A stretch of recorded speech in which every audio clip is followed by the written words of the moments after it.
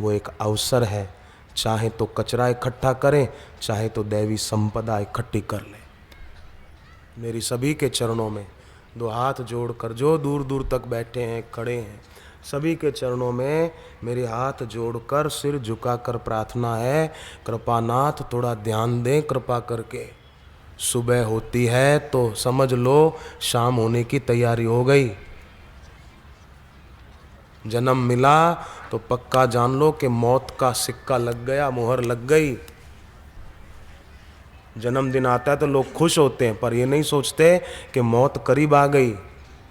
जितने साल जिंदगी मिली थी उसमें से 1 साल और कम हो गया। सुबह हो गई तो सांझ होने में देर नहीं है, और सांझ हो गई तो रात होने में देर नहीं है।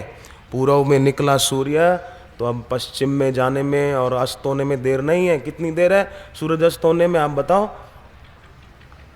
ऐसे ही जीवन का सूर्य अस्त होने में भी कितनी देर है। पेड़ पर शाखाओं से जुड़ा हुआ पत्ता पीला होकर झरने में देर नहीं है। पत्ता हरा दिखता है पर सदा हरा रहेगा क्या? जवानी दिखती है, जवानी में चेहरा सुंदर दिखता है, परंतु वो सदा रहेगा क्या? पूछो बूढ़े बुजुर्गों से, पूछो आप। जवानी में उनका भी चेहरा खिले हुए कमल के फूल की तरह दिखता था, पर अब रहा क्या? नहीं रहा। हमारा भी नहीं रहेगा, किसी का नहीं रहेगा। तो उसके पहले हम वो पालें जो पाने के लिए जन्म मिला है। नदी अपने उद्गम से निकली तो शीघ्रता से विसर्जन की ओर जा रही है।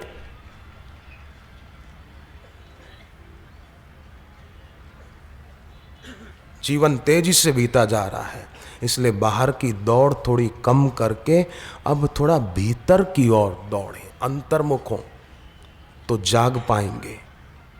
जाग नहीं पाएंगे तो है तो संसार में हम प्रवासी, पर अपने को निवासी बन समझकर जीवन पूरा कर देंगे। खाली हाथ चले जाएंगे। रे मन मुसाफिर निकलना पड़ेगा, काया कुटी खाली करना पड़ेगा। एक आदमी किसी के घर गया, बातचीत हुई, कुछ खाया पिया, वो जाने का नाम ही न ले, झोंके खा रहा है। वो घर वाला व्यक्ति कुछ कह रहा है तो ये सुन भी नहीं पा रहा है ठीक से, नींद आ रही है, पर जाने का नाम ही नहीं ले। 11 बज गए, 11:30 बज गए। आखिर मेजबान ने कहा, घर वाले ने कहा, मेजबान ने मेहमान को कहा, लगता है आपको नींद आ रही है। बोले हाँ आपको ठीक लग रहा है, मुझे नींद तो आ रही है। तो फिर? बोले फिर क्या? मैं सोच रहा हूं कि आप अपने घर जाओ तो मैं सो जाऊं। अब मेहमान मेजबान को बोलता है, जिसको झोंके आ रहे हैं वो घर वाले को कहता है कि मैं कब से सोच रहा हूं कि आप अपने घर जाओ तो मैं सो जाऊं। वो बोला भाई साहब मैं तो मेरे घर में ही हूं, आप मेरे घर पर आए, आप अपने घर जाओ। तो जैसे उस आदमी की अक्ल पर हमको तरस आता है कि मेहमान बनकर आया था पर खुद को ही घर का मालिक मान बैठा, ऐसे ही लोग आए हैं धर्मशाला में, परंतु समझ रहे हैं कि यही हमारा घर है। पर नहीं भाई, है तू ईश्वर का अंश, पर भूल गया अपना वंश, भूल गया है। पर अगर हम भगवान को न भूलें, गुरु के ज्ञान को और गुरु को न भूलें, तो हम अपने वंश को भी नहीं भूल सकते हैं। इसलिए गुरु को शिष्य प्रार्थना करता है, भूल न जाऊं तुम्हें कहीं ये विनती बारंबार, कभी न होता बंद किसी के लिए तुम्हारा द्वार। फिर वो धर्मशाला को धर्मशाला समझेगा, असली घर की याद आएगी। और मेरी तो यही शुभकामना है कि इस प्रकार के अवसर बापूजी के सानिध्य में हम लोगों को, सभी को, मुझको, आपको ये सत्संग सुनने का अवसर मिलता रहे। मैं भी सुनता हूँ, बापूजी जब आते हैं तो मैं भी बैठता हूँ, सुनता हूँ। हकीकत में सुनने में आनंद है बहुत। मैं जब सुनने बैठता हूँ मेरे को लगता है कि सुनने में कितना आनंद है। मेहनत तो बोलने वाले को, सुनने वाले को तो खाली घर से चलकर आने की मेहनत हुई, यहाँ आकर तो बैठना ही है बस। बोलो महाराज अब क्या बोलते हो। सत्संग सुनने में कितना फायदा, 2-3 घंटे मौन बैठे रहते हैं। हाँ कीर्तन में भजन में थोड़ा गा लेते हैं बस, उसका तो पुण्य ही होता है। सत्संग में लाभ ही लाभ है। पुण्य ही पुण्य है, लाभ फायदा ही फायदा है।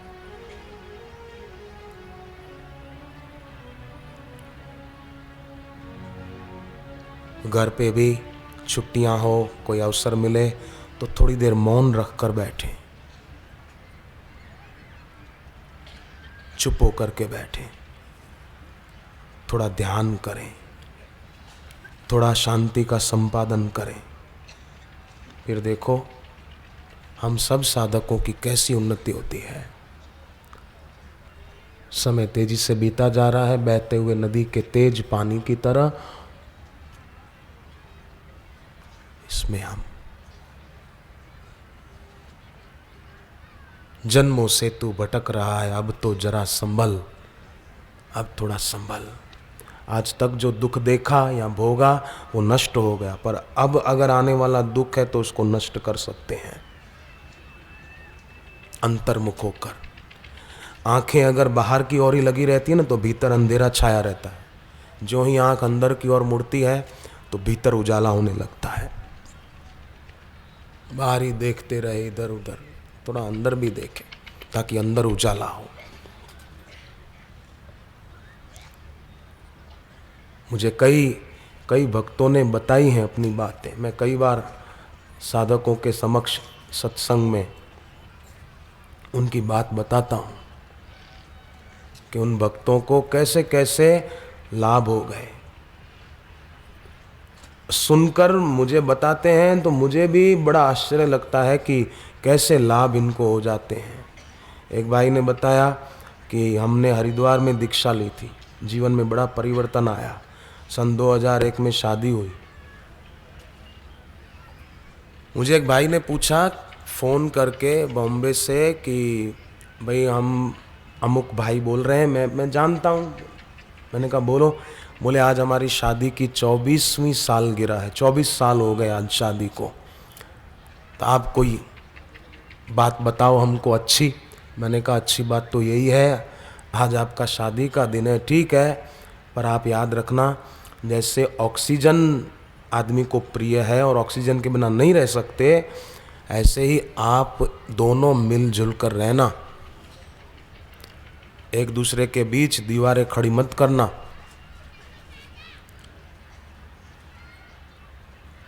शादी होती है ना तो ब्राह्मण वर कन्या का हस्त मिलाप कराते हैं। तो हस्त मिलाप कराना ऋग्वेद में लिखा है कि माने वचन कि अब हम साथ निभाएंगे, कल्याण के रास्ते पर भी चलेंगे, गृहस्थ जीवन जिएंगे, परंतु गृहस्थ जीवन में अत्रि और अनुसुईया की तरह। अत्रि ऋषि और अनुसुईया भी पति पत्नी थे ना, पर गृहस्थ जीवन कैसा बढ़िया था कि भगवान दत्तात्रेय उनके बेटे बने अनुसुईया के। दुर्वासा ऋषि अनुसुईया के बेटे थे। कैसा गृहस्थ जीवन। घर में आदमी ऐसे रह सकता है? बड़े बड़े संत महात्माओं ने जन्म कहाँ लिया? गृहस्थी के घर ही तो जन्म लिया। बापूजी की माता और बापूजी के पिताजी, उनका कैसा जीवन था?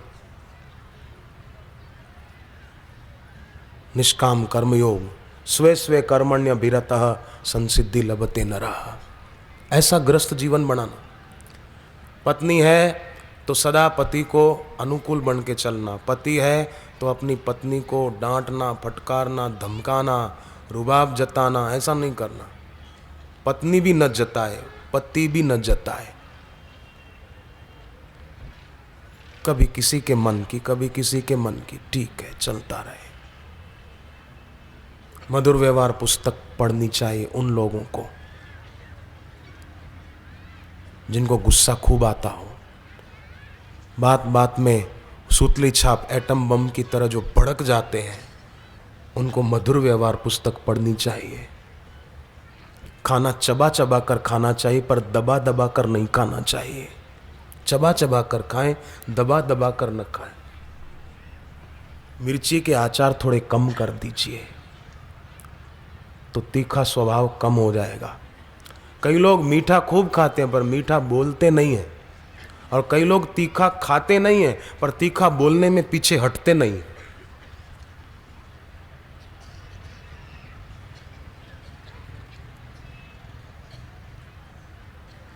इसलिए सभी के चरणों में प्रार्थना है कि ज्ञान की प्रथम भूमिका जो योग वशिष्ठ में बताई, शुभ इच्छा, दूसरी विचारना। शुभ इच्छा तो है लोगों में, तभी तो सत्संग में आते हैं, सेवा करते हैं, जप करते हैं, पर दूसरी भूमिका विचारना की कमी है। विचार, गुरु से जो ज्ञान सुना उसका विचार। तो मुझे हरिद्वार में उन्होंने बताया, दीक्षा मिली, बहुत परिवर्तन आया। सन 2001 में शादी हुई, संतान नहीं थी, इलाज बहुत कराए, पैसे बहुत खर्चे। नरेला दिल्ली में ही है, दिल्ली के पास ही, दिल्ली में जहाँ भी, तो बोले वहाँ हमने इलाज कराया, काफ़ी टेस्ट हुए, रिपोर्ट में बच्चेदानी की ट्यूब बंद निकली, बोले ऑपरेशन से ही खुल सकती है। फिर दूसरे अस्पताल में गए तो डॉक्टर बोले कि भाई आपको संतान नहीं हो सकती, कोई बच्चा गोद ले लो। आखिर हम शिविर में आए और आश्रम की थोड़ी औषधि ली, शिविरें भरी तो संतान प्राप्ति का मंत्र मिला। तो पत्नी को अच्छे दिन रहे और बापूजी ने प्रेरणा दी कि ऑपरेशन सिरजरियन नहीं कराना, मंत्र जप करके पानी पिला देना। तो पिला दिया। 17 नवंबर 2005 को प्रसूति हुई और बेटे का जन्म हुआ, लड़के का जन्म हुआ। लड़के का नाम ओम रखा, ओम, ओम प्रकाश।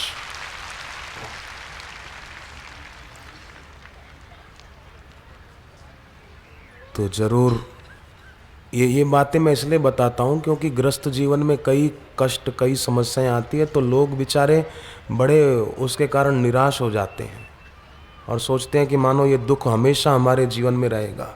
कोई भी दुख है तो वो जीवन में सदा नहीं रहेगा। अब आज ये शादी के जोड़े वाले बैठे, इसलिए एक बात और बताऊं। जोधपुर के एक भाई ने बताया कि हमको ज्योतिषी ने कहा था कि तुम्हारी 2 शादियां होगी। सुनना, शादी वाले तो खास सुनना, दूसरे भी जिनकी शादी हो चुकी है वो भी सुनना, जिनकी होने वाली है वो भी सुनना। मेरी होने वाली नहीं, इसलिए मैं सुना रहा हूं।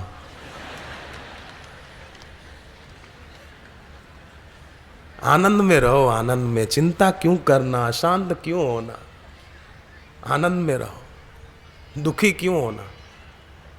गुजराती में वो गाते हैं, बोले ने बोलवा दઈએ આપણે राम भजन में रहिए। कोई अपने लिए कुछ बोलता तो भले बोले, अपने भजन में रहो और आनंद में रहो। रात को मच्छर आता है कि नहीं कान के पास, कभी कभी आता है ना, तो मच्छर भूं भूं करता है। तो कभी आपने रिसर्च की कि ये मच्छर क्या बोलता है? कभी सोचा है? ऐसा नहीं सोचा। मच्छर है, भले भूं भूं करे। ऐसे ही कोई निंदा करता है आपकी, भले मच्छर की तरह भूं भूं करे, भले करे। केरोसिन की दुकान है, घी मिलेगा नहीं, ऐसा सोच के आनंद में रहो। तो बोले ज्योतिषी कहते थे कि मेरी 2 शादियां होगी। घर वाले चिंतित थे। जब बापूजी जोधपुर पधारे, सन 2003 की बात है, तब मुझे और पत्नी को, मैं उस साधक के शब्द बोल रहा हूँ, दिनेश गहलोत उसका नाम, बोले मुझे और मेरी पत्नी को सेवा का अवसर मिला, बापूजी के निकट आने का सौभाग्य मिला। आश्रम में शाम को सेवाधारियों से बापू बात कर रहे थे, तो पहली बार में ही बापूजी ने हम दोनों पति पत्नी को माला दी, फूलों की माला बापूजी ने दी और कहा एक दूसरे को पहनाओ। हमने पहना दी पति पत्नी ने। तो बापूजी फिर बोले क्या तुम्हारी दूसरी शादी हो गई? तो उन्होंने मुझे, अब बात देखो पते की है, उन्होंने, और दिनेश भाई साहब ने मुझे बताया, उनकी पत्नी भी साथ में थी, बोले ज्योतिषी कहते थे ऐसा योग है 2 शादी का, परंतु कोई ब्रह्मज्ञानी संत अगर चाहे तो वो इसको टाल सकते हैं। अब हमने बापूजी को ये बात बताई नहीं थी कि बापू हमें ज्योतिषी ने ऐसा कहा है कि योग है 2 शादी का, पर अगर कोई ब्रह्मज्ञानी महापुरुष चाहे तो टाल देंगे। हमने बापूजी को बताया नहीं था, पर हम सामने गए तो बापूजी ने जाते ही कह दिया कि माला लो, दोनों एक दूसरे को पहना दो। तो पहना दी और पहनाने के बाद बापू बोले अब तुम्हारी दूसरी शादी हो गई। तो हम दोनों की, माने पति पत्नी की आंख में आंसू आ गए कि बापूजी ने कैसे हम दोनों का प्रारब्ध जो था अलग होने का या कष्ट भोगने का, वो बापूजी ने काट दिया। दोबारा माला सामने से दी, एक दूसरे को पहनाओ, दूसरी शादी हो गई। ते गुरु के दिल में कितनी करुणा है। फिर दूसरे एक भाई ने बताया कि हमारी दुकान के 11 केस कोर्ट में चल रहे थे। 2004 में पूनम दर्शन का व्रत लिया, 4 पूनम भरते ही 1 केस वापस ले लिया जिन्होंने किया था, बाकी के 10 केस में से 5 केस का फैसला मेरे पक्ष में हो गया। पवन तनय बल पवन समाना, जो गुरुदेव ने बताया दोपहर के सत्संग में। बाकी के भी बोले निपट जाएंगे, उसके लक्षण तो अच्छे ही दिख रहे हैं। तो अगर जीवन में किसी के जीवन में कोई दुख है तो कृपा करके ये बात मत सोचना कि ये दुख सदा टिका रहेगा।